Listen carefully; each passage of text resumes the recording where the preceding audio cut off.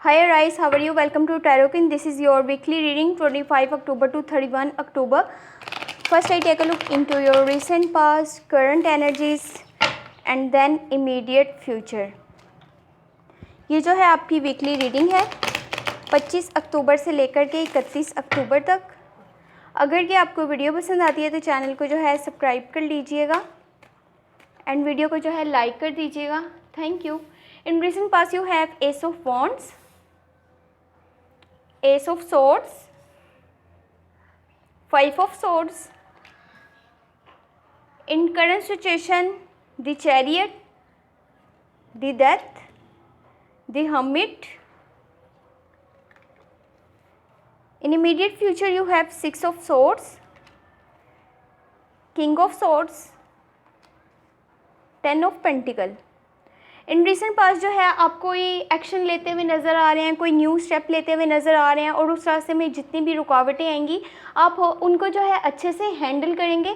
आपने अपने लिए लड़ना है, अपने जो भी आपके गोल्स हैं उन्हें पाने के लिए, आपने अपने ड्रीम्स पूरे करने के लिए अब जो भी स्टेप लेने वाले हैं, जो भी एक्शन लेने वाले हैं उसको सोच समझ के लीजिएगा और जो न्यू अपॉर्चुनिटीज़ आपके पास आएंगी उनको कोशिश कीजिएगा कि आप जो है अच्छे से वो यूज़ करें। लेकिन इस दौरान अगर आपको किसी की कोई बात बुरी लगती है या फिर कुछ जो है आपके आसपास जो है कॉन्फ्लिक्ट्स या मिसअंडरस्टैंडिंग्स हो तो आपको उनमें नहीं पड़ना।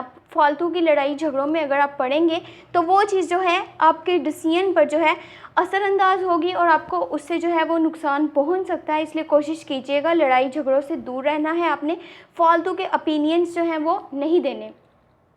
किसी को भी कोई भी ओपिनियन देने की ज़रूरत नहीं है वहाँ पर के जहाँ पर उसकी ज़रूरत ना हो या किसी ने वो ओपिनियन जो है वो आपसे मांगा नहीं हो या सजेशन कोई भी आपने अपनी तरफ से नहीं देना।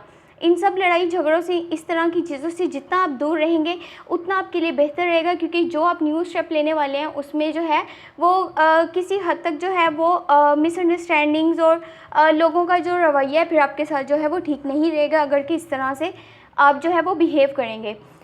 इन करंट सिचुएशन जो है वो आपके पास है द चैरियट, डेथ, हर्मिट। तो हो सकता है कि कोई चीज़ जो है आपकी लाइफ से सॉरी टू से बट ख़त्म होने वाली है, अब उसका एंड होने वाला है।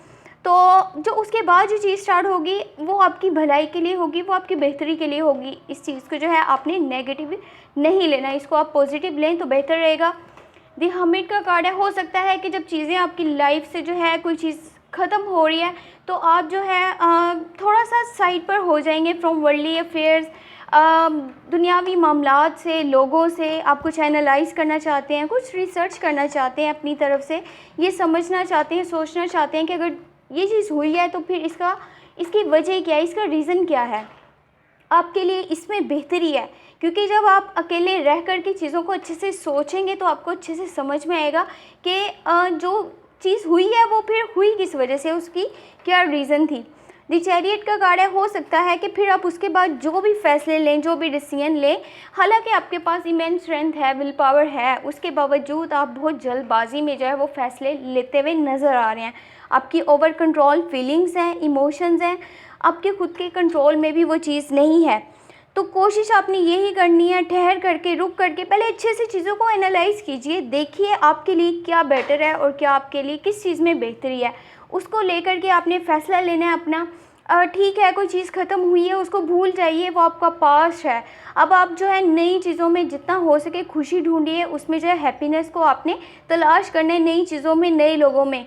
जो छूट गया है पुराना उसको छोड़ दीजिए, अपने फ्यूचर को जो है उस पर आपने नज़र रखनी है, अपने फ्यूचर के बारे में सोचना है, अपने प्रेजेंट के बारे में सोचना है। और इमीडिएट फ्यूचर जो है कोई भी आपने ऐसा सजेशन किसी को नहीं देना, कोई भी ऐसी जजमेंट पास नहीं करनी जिसकी कि आपको रियलिटी का पता नहीं हो सकता है कि आप किसी को कोई चीज़ बोलें, कोई बात बोलें या कोई सजेशन दें तो वो आगे चल करके आपके लिए ही मिसअंडरस्टैंडिंग और कॉन्फ्लिक्ट जो है वो क्रिएट करेगी, क्योंकि आपको रियलिटी का फ़िलहाल नहीं पता।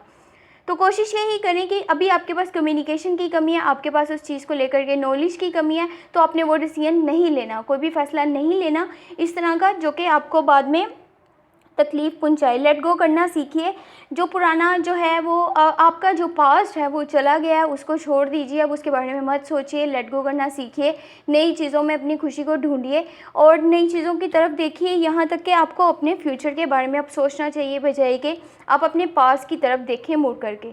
तो 10 ऑफ पेंटिकल है, एट दी एंड जो है आपकी लाइफ में स्टेबिलिटी आने वाली है, मनी इश्यूज़ जितने भी आपके सॉल्व होने वाले हैं, और जो भी अगर आपकी जॉब है या फिर आप कारोबार करते हैं तो उसमें आपको ग्रोथ मिलेगी, आपको सक्सेस मिलनी है अब। और कोशिश आपने यही करनी है, जब आपको स्टेबिलिटी मिल जाती है, जब आपकी लाइफ जो है स्टेबल हो जाती है, आप उस लेवल पे आ जाते हैं जब चीज़ें आपके हिसाब से होने लगती हैं, तो वहाँ पर आपने कोशिश ये करनी है कि अपने बिज़ी शेड्यूल से, रूटीन से टाइम निकालना है अपनों के लिए, अपनी फैमिली के लिए, अपने क्लोज वंस के लिए, या फिर अगर आप रिलेशनशिप में अपने पार्टनर के लिए टाइम निकालिए, ताकि आप जो है अपनी हैप्पीनेस को जो है वो शेयर कर सकें, अच्छे से उसको जो है इंजॉय कर सकें, सेलिब्रेट कर सकें। देख लेते हैं कि ओवरऑल एनर्जी क्या है।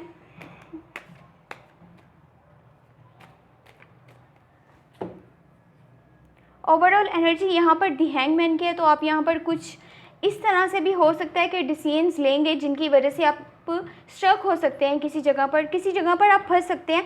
कोशिश आपने यही करनी है, आप डिसीजन लें या कोई भी फैसला लें अपनी लाइफ का, कोई भी आप काम करें, उससे पहले अच्छे से सोच समझ लिया करें, वरना वो चीज़ आपको एक बड़ी मुसीबत में जो है वो फंसा सकती है। कोशिश यही करें कि फ़ैसले लेने से पहले अच्छे से सोचा करें, समझा करें, इस चीज़ को देखा करें आपके लिए किस चीज़ में लॉन्ग टर्म के लिए जो है वो अच्छी आपके लिए साबित होगी, क्या किस चीज़ में आपकी भलाई है। तो इस तरह से आपने फ़ैसले लेने हैं, अदरवाइज़ जो है आप बड़ी एक मुसीबत में फंस सकते हैं, वहाँ पर आप स्ट्रक हो जाएंगे, आपको समझ में नहीं आएगा कि अब आपको क्या करना चाहिए और क्या नहीं। तो अगर आपको ये वीडियो पसंद आती है तो चैनल को जो है सब्सक्राइब कर लीजिएगा, इन वीडियो को जो है लाइक कर दीजिएगा। Thank you so much, take care, bye bye.